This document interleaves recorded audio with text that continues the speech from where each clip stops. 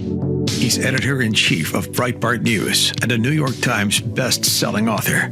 And on this podcast, he brings deep research, prescient analysis, and world-class guests. He's Alex Marlow, and this is the Alex Marlow Show. All right, Marlow Show today. I'm feeling something here. We're going to do a reverse order. We're going to switch it up. I've got a guest, Senator Joni Ernst, and we cover a lot of ground on SNAP abuse, Small Business Administration abuse, and what to be done about the illegal aliens flooding our country and gunning down National Guardsmen. And we're going to do that right away, and then I will monologue on the second half of the show. We'll see how that goes. But before we get into it, I do want to tell you about Super Palm 1050. I've been using it, guys. This is a revolutionary way to help you with your health. It's something that has changed the way I recover, and I got to tell you, as I get a little older, so many kids, dad back, that's a real thing. I've been back on the treadmill. I got my treadmill going in the garage, which is a big endeavor. And I'm using the Super Palm 1050 for recovery. It's from SunPower LED, most advanced handheld device. So pretty compact. This thing fits in a little box here. Dual wavelengths, 660 nanometer red, 1050 nanometer near infrared, delivers serious therapeutic light even in deep muscles and joints, and it really does help me recuperate. And here's what's special about it. The 1050 nanometer near infrared penetrates deeper than typical red light devices. We know that there's a big red light trend going on. This is the red light too, but it also has the near infrared, so it penetrates even deeper. Provides 4 joules per centimeter squared of energy in under 30 seconds. So it's just a faster session. You're not tied to this thing for too long. SunPowerLED.com, by the way, is the website. Safety first over there. I'm a dad, so safety first, really important. So special cooling fan, temperature monitoring, a fuse circuit, and patent pending cooling system. All this so that makes sure that you're not getting injured while you're recuperating. So it's just become a part of my daily routine. And I got a testimonial for you. I use the Super Palm on my back and hip, and honestly, I feel like it's made a real difference. The deep relief is something I haven't gotten from anyone else and from anything else. I trust it because it's powerful but safe, and that's the deal here. So you get a promo code Marlow at checkout, 10% off your Super Palm 1050. So you can do sunpowerled.com, get the code Marlow at checkout for your Super Palm 1050, and you get 10% off. This is taking a step towards better recovery and pain relief. Super Palm 1050, SunPower LED promo code Marlow. You should check it out. Washington's top policeman or woman of government waste and abuse is the one and only Senator Joni Ernst. And she's caught some pretty bad stuff that's going on with the SNAP program and also with the Small Business Administration contracts.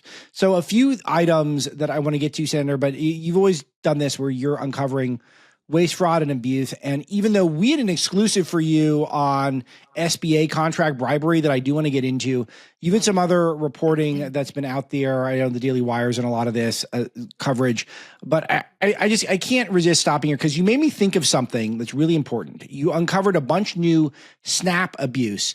And I hadn't thought of this. I don't know why I'm supposed to think of these things, but SNAP stands for Supplemental Nutrition Assistance Program. The word nutrition is in there, and yet it's being used specifically for not nutritious stuff.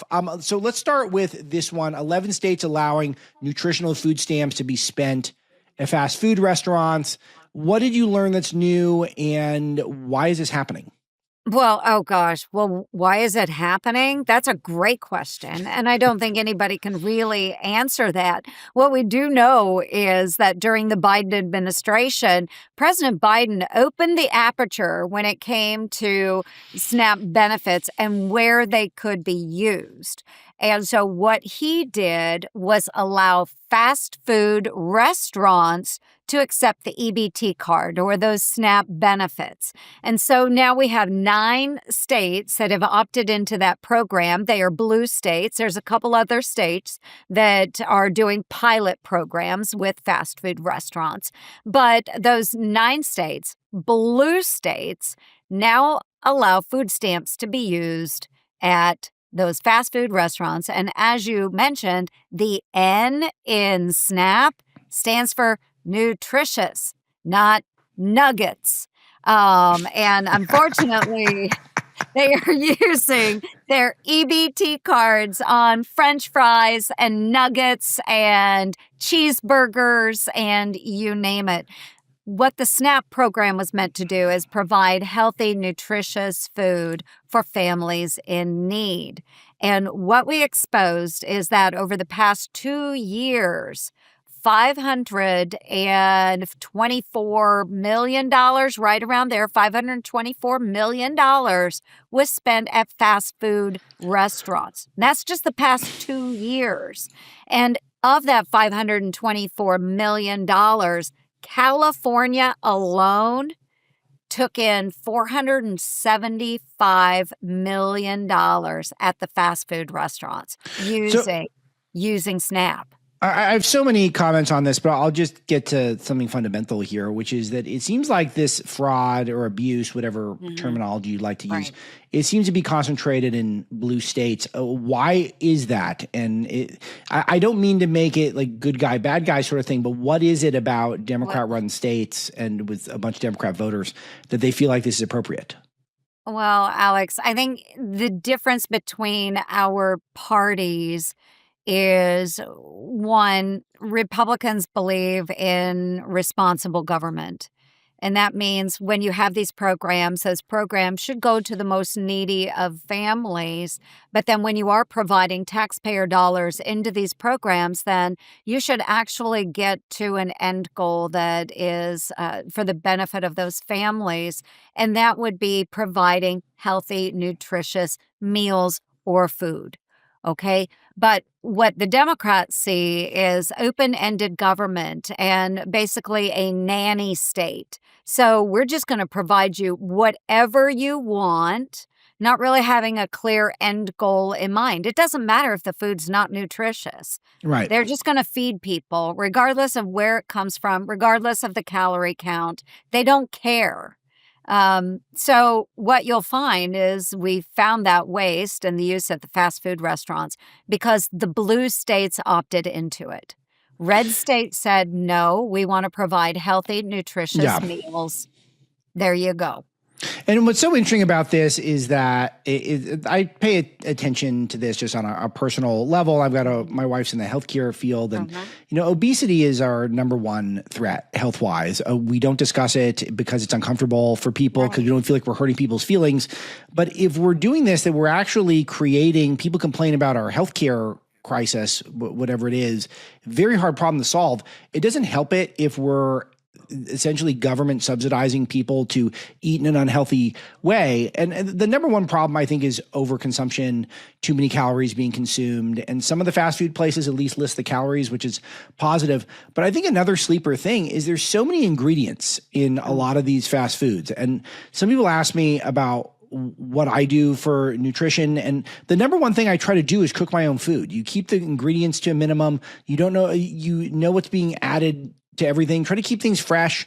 And I think that that's a really good thing to do. And I got to say, Senator, I did break down. It was a busy evening and get the chicken nuggets for the kids on the way home. And I had one of those things, and it was one of the ones where it's got this mold where it looks like the one of them is in the shape of Oklahoma. Like, I don't know why they chose this, but it does. It looks exactly like Oklahoma. And I'm sitting there eating an Oklahoma-shaped nugget, and I'm thinking, why am I doing this to myself? And then the government is subsidizing people to do that. Absolutely. And you know what? I am not saying you can't have fast food. I mean, everybody's going to make their own choices. But this is a federal program. These are taxpayer dollars. So what they're doing is taking somebody else's money and spending it on unhealthy meals. And most of the time meals for maybe their children. And so, yes, you're absolutely correct. When parents are cooking at home, they're oftentimes then maybe cooking whole foods, things that they will buy at the grocery store and then combine into meals. And that's what we would optimally like to see, is that they're providing their own meals, home cooked. Now, there are programs, or we still allow restaurants to provide meals for certain individuals. If you are homeless, you don't have a way to cook your own food, Right. then yes, we want to allow you to go into a restaurant. We want you to be able to receive a hot meal. But again, we also want it to be nutrient dense and not just full of empty calories or things that won't help them in their health. So, I mean, there's a whole cycle of events. We want to provide for families, but let's do it in the right way. And that's what my bill is getting to. Did you see any changes for after the government shut down when people lost their SNAP benefits and there were all these viral videos online of people getting, Boursin cheese and designer spices and making stuffed salmon and saying how they can't get their stuffed salmon and, stealing short ribs, all this stuff, Senator, where I work 3 jobs so I can afford this stuff. You don't just wait for the government to give you checks. You can buy it. Like if you want to eat the fancy stuff, then you got to work hard for it. It's just, there's no other way to do it in this country. I don't mean to be insensitive. It's just true. The only way to do it, unless you just bilk the system. And I just want to know if any of your colleagues woke up and thought, wow, this is kind of wild that we're subsidizing this stuff. Those that were in favor of all these programs prior to the shutdown, they're still in favor of all of these programs. Yeah, of course. Of course. Yeah. And unbelievably. Outrageous. I mean, it's outrageous. It is outrageous. And so we're really trying to highlight what's going on in any number of our federal government programs. Brooke Rollins, our USDA secretary, she was at the cabinet meeting yesterday with President Trump, and there was a piece they did on the news, her talking about all the fraud within the SNAP program and 21 states that will not release their data to the USDA, who's in charge of the SNAP program, because they are checking for fraud. This tells me that those states know darn well that there's a lot of fraud within their own programs, and they don't want to be scrutinized. So what do we do? What do we do? What's the call to action? So Brooke Rollins, what she basically said was, okay, 21 states out there, mostly blue states. If you don't release your data, then starting next month, we are not going to release the federal funds for your SNAP program. So there has to be accountability in these programs. And it's why I'm exposing the fast food angle of this. These programs were meant to help those that needed the help with their food, taking care of their children, and instead we're wasting those dollars on food that is not nutritious, not healthy. So let's get back to the basics here. As we're $38 trillion in debt, we know that we can do a lot better with those dollars. Mm-hmm. So whether it's this program, the error rates within SNAP and clawing back those dollars from states that have been overpaying in SNAP, we need to figure this out and make sure that the dollars go further in a healthy and sustainable way. Okay, let's turn our focus to the exclusive lead at Breitbart with the SBA contract bribery.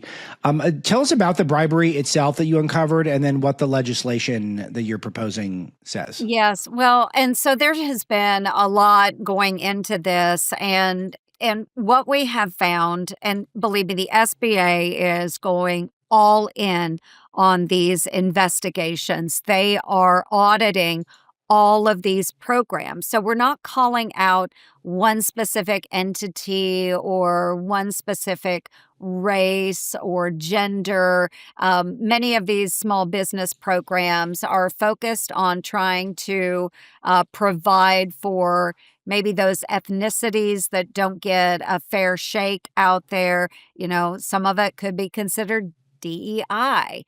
But what we have found is in some of these programs, then they have been able to bribe individuals to get contracts through these sole source programs.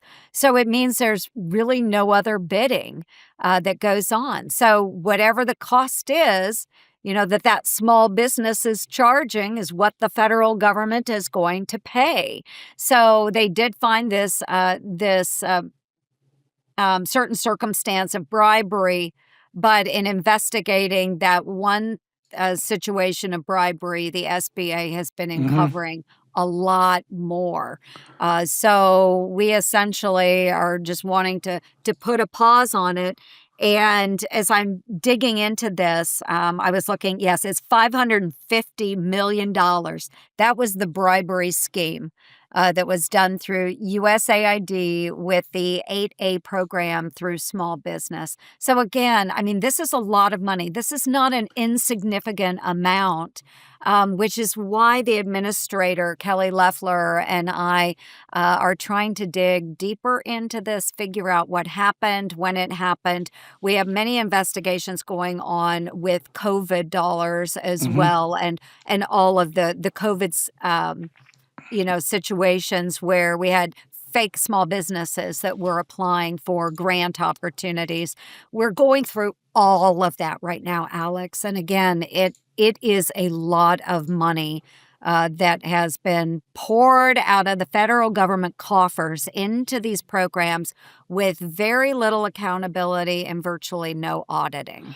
Are you up on the fraud that's been uncovered in Minnesota with all these Somalis who are trying to take advantage of programs for poor families and children? Is this under your purview at all? So I am following it because anytime it's a waste within the federal government, absolutely, I am following that. So my own team is not investigating that right now, but it is something that I have been following because if there is an opportunity, whether it's in my own squeal work, make it squeal, or whether it's through the DOGE caucus here in the Senate or in the House, we will want to follow up with that. Where did we fail? Where are those loopholes? And then how do we as Congress come back together and close those loopholes? So God forbid we ever go through, some sort of pandemic again. Yeah. We don't see the same level of fraud. Yeah, it's just a warning to all of us. Senator, I know you don't have too much more time left. I got a few more, so I'll try to go as quickly as I can. DOGE succession plan. You're retiring. Musk is already gone. I've noticed there's more DOGE chatter over the last few days, which feels good. But I've spoken to you about this a number of times. I think DOGE is a historic opportunity, and I want it to continue and to last for a long time. And that sort of ethos to permeate all of our bureaucracies. What is the future of DOGE at the moment? Oh, the future of DOGE. This is here to stay. If I have anything to do with it, it is here to stay. And I've already been approached by a fairly new member of the Senate. And this individual, I won't name him today because we've got a lot of work yet to do. But this individual has come to me and said, hey, I love working on DOGE. I love uncovering the fraud, waste, and abuse. I would love to fill your shoes as you are exiting the Senate. So I do have a succession plan in mind. I know that my team will want to work with this other senator as they are moving into position. And we have over 20 members of the caucus, too, that continually engage in DOGE activities. So I'm not worried that it's going to go away. What I do worry in the future is that we may have a future president, probably not of the Republican Party, that will squash all of these activities. The brilliant thing about having President Trump in office and having Russ Vought as the director of the OMB is that anytime I uncover something, I can go directly to Russ, I can go directly to the president, or any of our agency heads and get an immediate response. You put out on your X account that the Biden administration spent $1.7 billion to produce 612 EVs for USPS, U.S. Postal Service. I had no idea that each postal vehicle is worth $2.7 million. I did not know that. That was completely new to me. That is so it's like a vintage Ferrari, each one of them. Right. No, exactly. Okay, I've been calling out this program for a very long time, and I do have an effort that would claw back the money for this program. This program was through the Inflation Reduction Act, which was ridiculous because it did no such thing. But it was the Green New Deal. And so President Biden locked in this contract with Oshkosh in Wisconsin to produce all of these electric vehicles. We're going to be electric at the post office starting, in 2026. Well, that's not happening. So far, we have a little over 600 vehicles that have actually been produced at a cost of, you named it, millions of dollars per vehicle. And we are nowhere close to getting anywhere on this contract with the number of vehicles that we are paying for. And what the federal government and the post office is telling us is, no, we have all of those funds used. You can't claw them back. Well, I'm trying to put an end to this program. One, if you've ever used an electric vehicle in the freezing Midwest, that electric vehicle just turns into a giant paperweight alongside the road because those batteries won't hold their charge.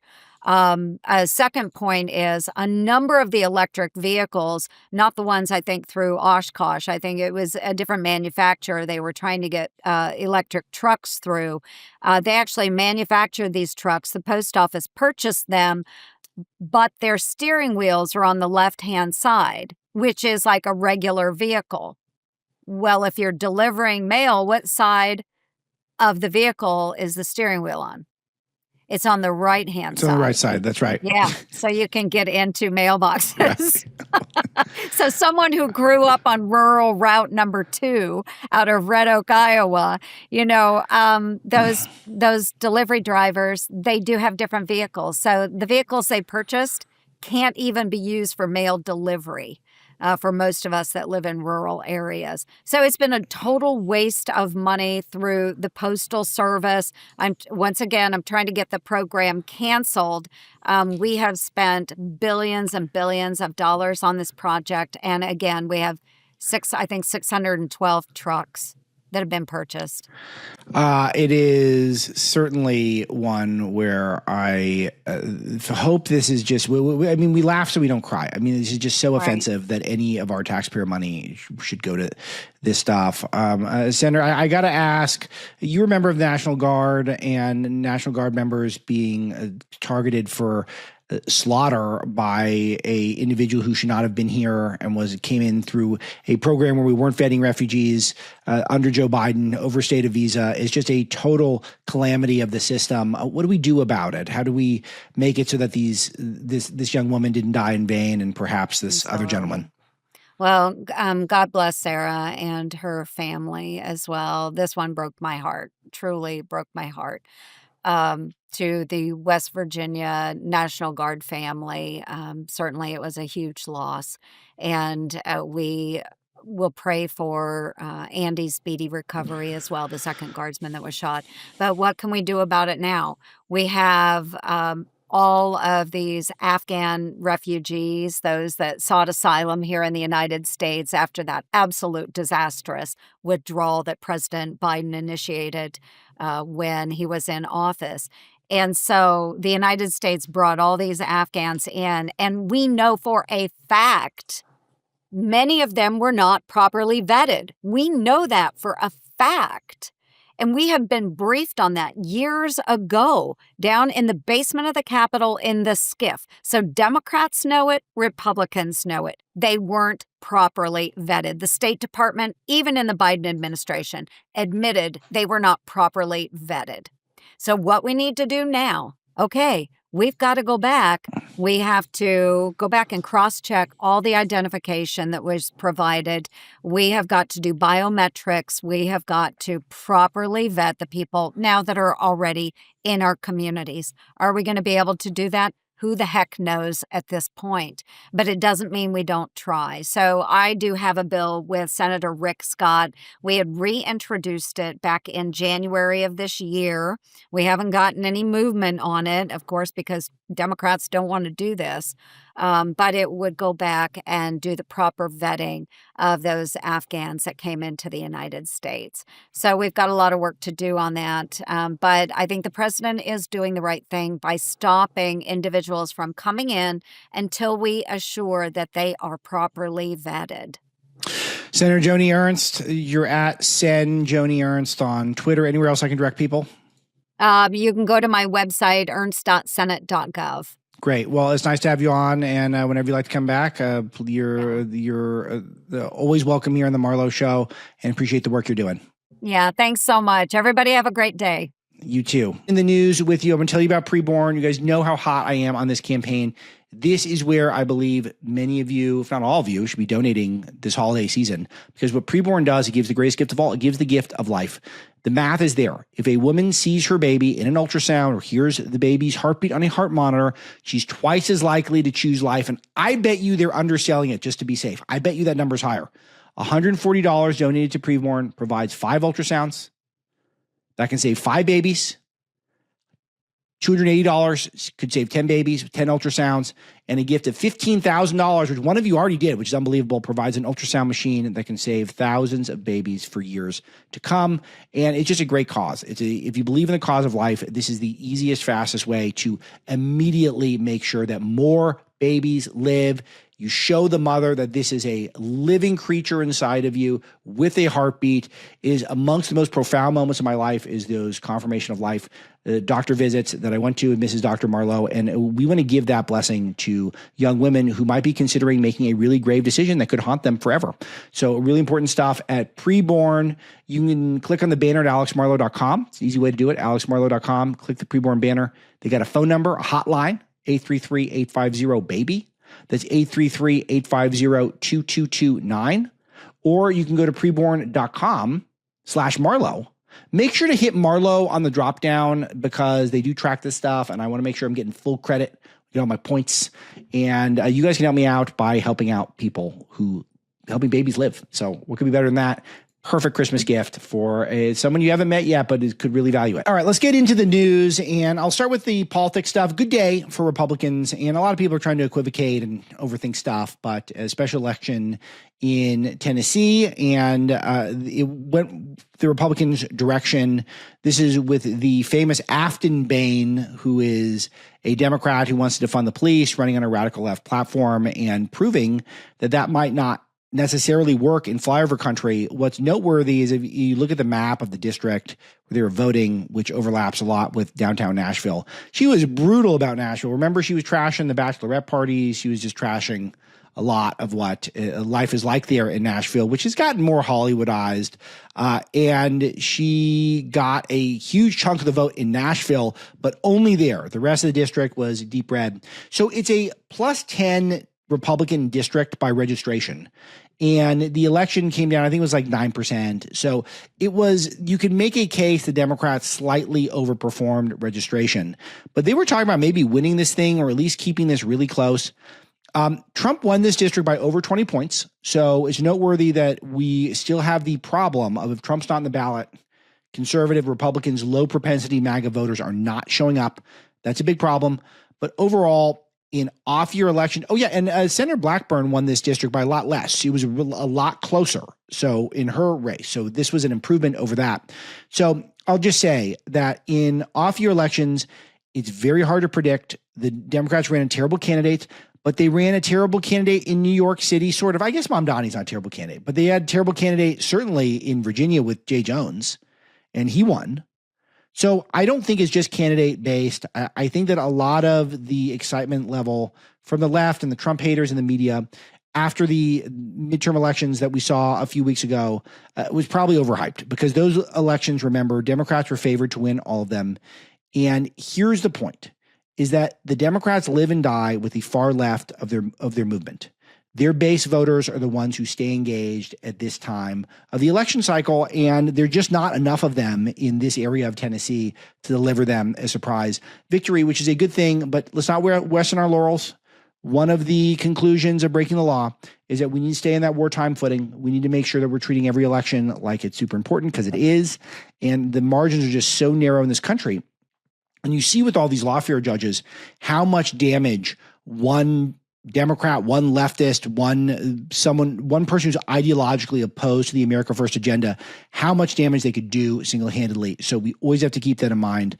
But overall, this is a pretty good W because the Democrats' most engaged people were out there organizing, going to the polls for this crazy person, and she lost. So it's good. So we should celebrate. And so I'm in a positive mode. But you guys know that. I've been trying to preach positivity around here. It was funny.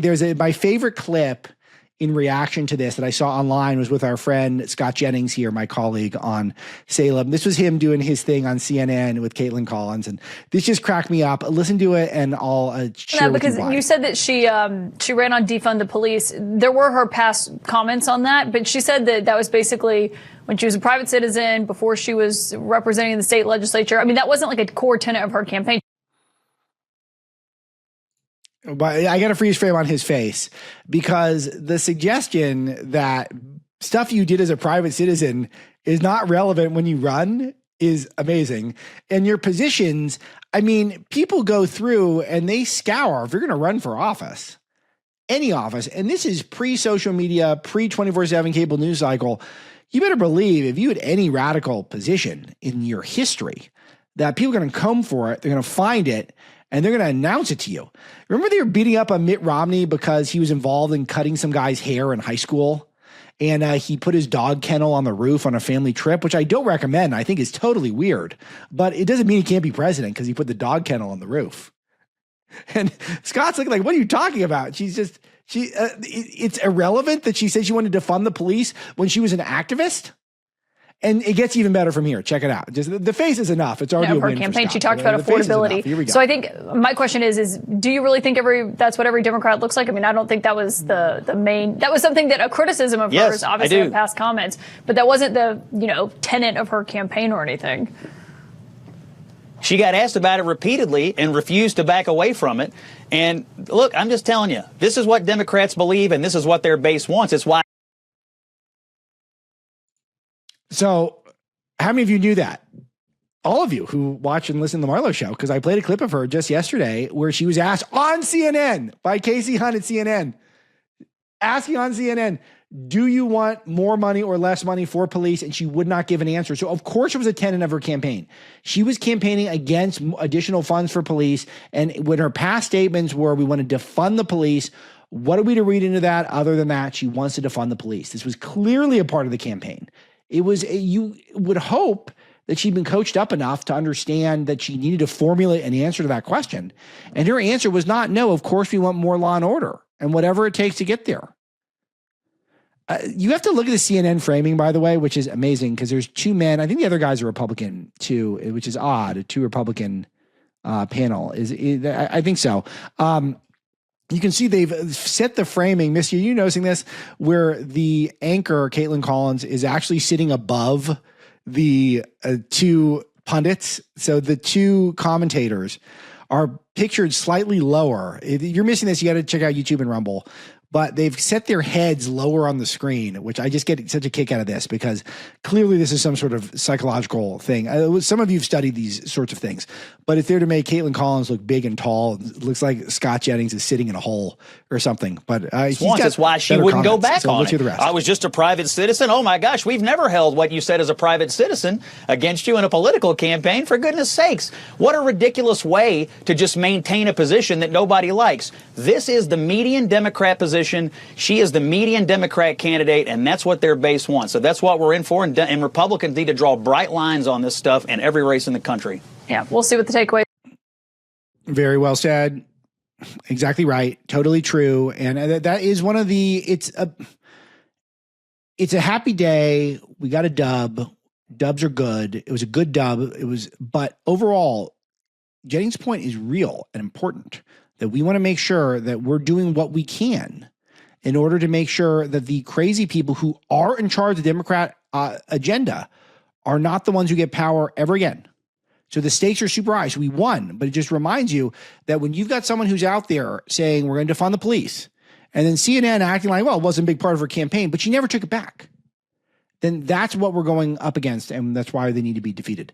And I got a series of clips from radical, nutty Democrats today that I'm going to share with you. Here's Jennifer Welch, who is a increasingly popular far-left commentator, and she just deserves a lot of air on the Marlow Show. She's quickly becoming a character here.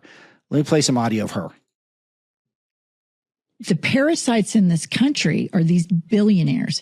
Think about the fact that Kanks. That's what I call Trump. Yeah, we've adopted that. Kanks, Lil Smokey, Peter Thiel, that demon queen, Yes. Scott Bessent, another demon queen.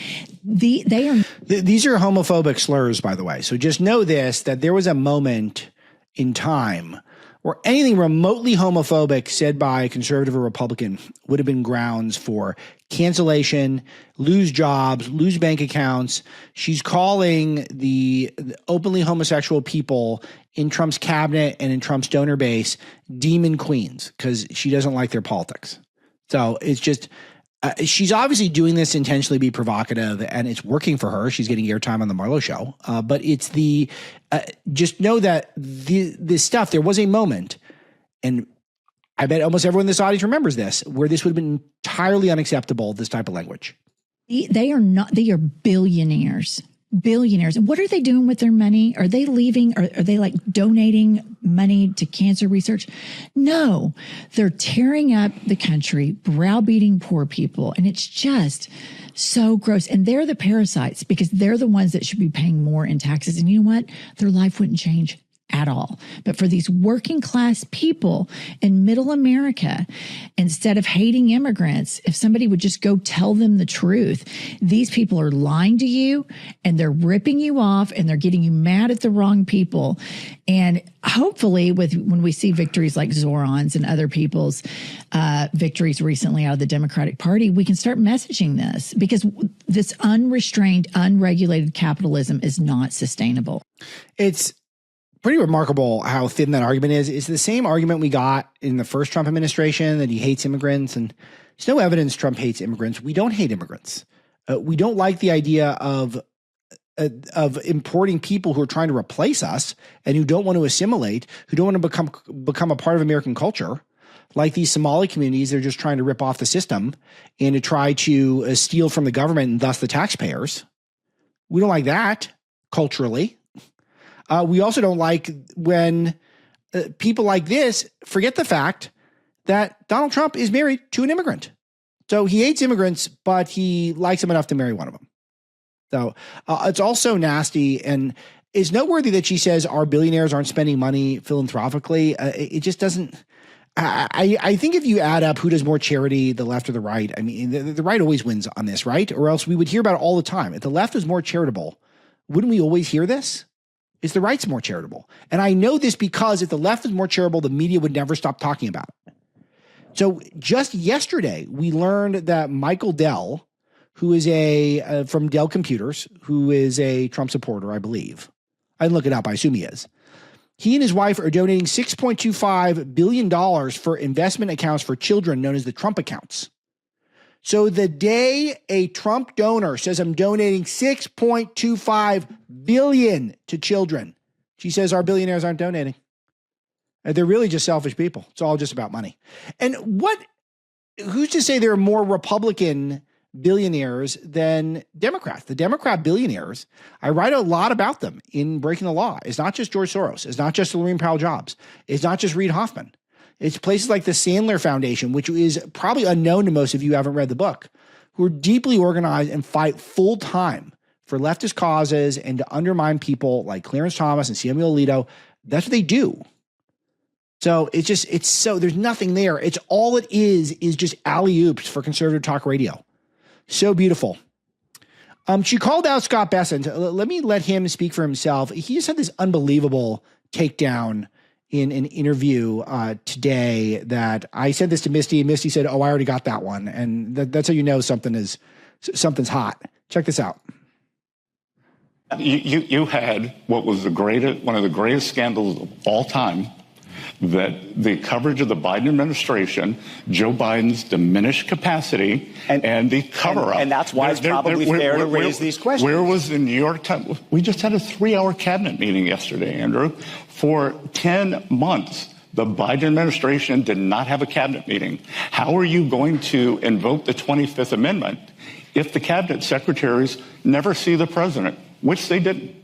That, I hear from people in the Treasury building that I see President Trump more in a day than my predecessor saw Joe Biden in half a year.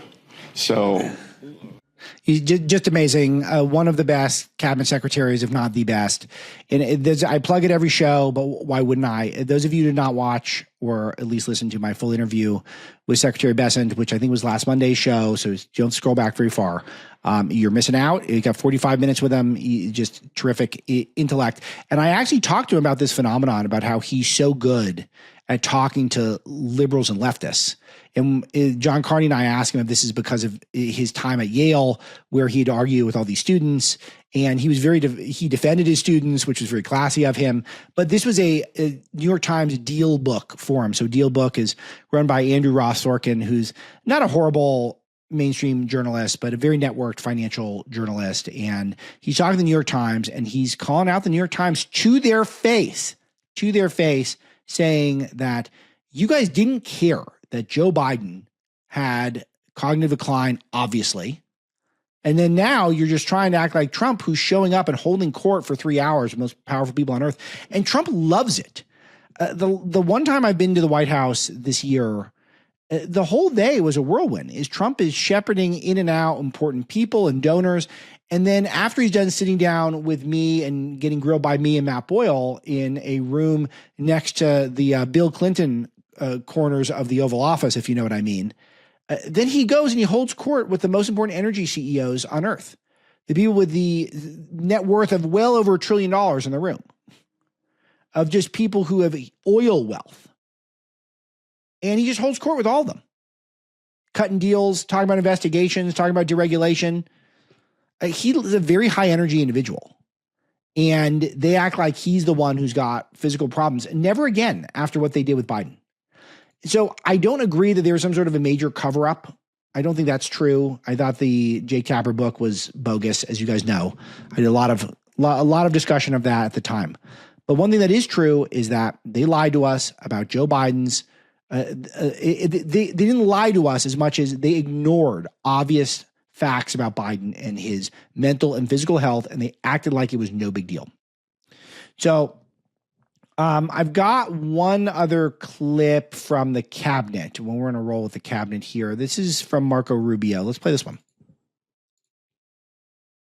Well, the way I would describe it, it's not isolationism. It's also not adventurism, which is this argument that others have fallen into, that somehow there's a problem in the world, and the only solution to it is for the United States to send military assets to go solve it. What the president has done is he has, number one, he defines what's in the core national interest of the United States. There's a lot of terrible things happening in the world. Not all of them are at our core national interest. Number two, he defines what the outcome he wants. And number three, he takes actions that are very specific and limited to getting the outcome that's good for our country. So the case in point is Iran. Iran had these nuclear facilities. We know what they were. We've known what they were for a long time. And the president conducted a precise campaign. It wasn't a prolonged war. It was a 24-hour operation. B-2 bombers left the mainland of the United States, came over a defined target, dropped payload, 14 missiles or 14 rockets right into the holes of those facilities. The bunker busters turned around and went home. And that's it. It didn't involve 5 days of fighting. It didn't involve 15 days of fighting. It didn't involve ground troops or 6 months. He had a goal. The goal was we were going to destroy this nuclear facility. We were going to obliterate it. He went in. He did it. He got out. We were done. We achieved our objective. The objective was the destruction of the nuclear facility, which was achieved without entangling America in something broader than that. That's a great example of the limited and strategic and focused use of American power to achieve something that's in our national interest. It was in our national interest not to have Iran have a nuclear program that can be turned into a weapons program that could one day threaten the United States. And the president found an opportunity to do something about it, and he did it. I think this is a microcosm of how Trump's foreign policy is. And I don't interrupt because Rubio did such a great job explaining it. But there's a lot of doomers on the online right who think that we're just going to constantly get involved in new foreign wars. And there's a way to do peace through strength where we're able to strategically do these surprise targeted bombings that are efficient. No blood is spent. A very minor amount of treasure is spent in the terms of weaponry, whatever. But, you got to test out the equipment sometimes. And they're ruthlessly efficient. They make perfect sense, particularly in retrospect. And yet we hear all these things like Trump's committing war crimes. Trump's very reckless. He can't be trusted. Maybe we should 25th Amendment him. He's just loaded up with these fantastic ideas and he executes them boldly, strategically. He does it very quickly. And so this is what's got me encouraged is because the left has no messaging for this stuff. When he sets an agenda, executes on efficiently, then I feel like he can't lose. He's going to have to do some huge mistakes. Bryan Cranston, you guys know, is a very popular actor in Hollywood, known for Breaking Bad and Malcolm in the Middle, among other things. And he was someone who I'd heard a lot of interviews with him prior to Trump, and he seemed pretty moderate. And Trump completely broke his brain. And now he says stuff like this. You got to check this out. Yes, I'm fascinated by Trump because he is a classic tragic Shakespearean character. You know, what's so amazing about Donald Trump is that he's unabashedly a demagogue. He talks about issues and problems, and if you listen to that, you would think that everything is horrible. Everything is just horrible. Is that true about Trump? I feel like whenever he's talking, he's always talking about how things are getting a lot better. I feel like he's always talking about how great things are doing. And he's obviously never been around Trump because Trump is relentlessly positive in person. He's always talking about how everything is great. And if it's not great, he doesn't dwell on that's not great. He just announces not good, not good. And then he'll make a recommendation on how to fix it and assume someone else will fix it for him. But he's always talking about how America is coming back and how we're going to be thriving in all these different ways, forging peace around the world, bringing back manufacturing, bringing back jobs, bringing money in the treasury. So he never acts like everything's horrible. He's thinking of, who's he thinking of? Jimmy Carter, like the Malaise speech? I mean, that's, who's out there just announcing everything's horrible? It's not really, most super successful politicians don't do that. And especially not Trump. He also doesn't present any solutions. I'm just going to make it great. It'll be great again. I can guarantee it. Great again. We're going to work great deals. It's going to be fantastic. Everything's going to be huge. It's going to be great. Great, great, great. Huge. Problem, problem, problem. Great, great, great. And you go, he's saying nothing. He has no ideas. He's in a remarkable, that's why he's so Shakespearean, because he's just unlike anyone we've ever seen in that realm. It's constant ideas. All he's got is ideas. He exhausts all of the staff around him because he's constantly got a new idea in every realm of the government, whether it be the deregulation agenda, whether it be ripping up our trade deals and starting over, whether it be the dividend tax that or the trade dividend that he wants to give out to the American people, which I don't even think is a good idea. He's putting pressure on the Fed to get the interest rates down on foreign policy. He's bombing the drug boats. He's bombing the nuclear facilities. He's forging a half a dozen plus peace deals around the world. All he is an idea guy. He's only trying to provide solutions. It's anything, you have to tell him that his ideas for solutions, maybe they're not really going to work out. People have to slow him down. He's the biggest high energy guy. It's Joe Biden who provided no solutions. All Joe Biden knew how to do was spend. All he knew how to do was to deficit spend, to come up with another $1 trillion omnibus package. So they want Trump to be someone he's not. They want him to be inefficient. They want him to be irrational. They want him to be unproductive, but he's wildly productive and he's incredibly rational. And the tariffs is the perfect example with the art of the deal where he said to all these countries, you're giving us a raw deal, so now you don't have a deal with us. And then all of a sudden they were begging him, they were grateful to him because they would get a deal that was better for America. And what did people say?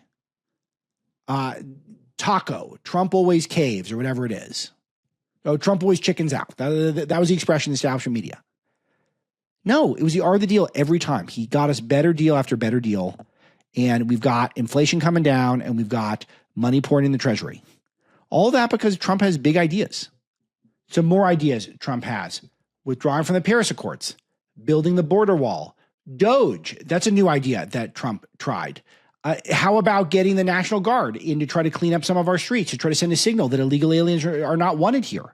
Putting up all these deals like these Northern Triangle deals. The Abraham Accords, where he went over the Middle East and basically with a big checkbook and says, what do we take so we're doing business together, we're not at war with each other? He's just an idea factory, and just that's what the left is offering at him. And that's what Hollywood's offering in particular, which is really where leftism incubates in this country, or at least has this century, it is, I actually take it as a good sign. It's a sign of their complete weakness, and all they can do to pander to the Wajahat Alis of the world. It's their only chance, and hope there's enough of them to overwhelm the rest of us normal people. All right, that's today's show. Thanks to Misty for putting it together. Thanks to John Cassio for pulling clips, and all of you in the audience for telling 10,000 friends and family members about the show. I'll talk to you tomorrow.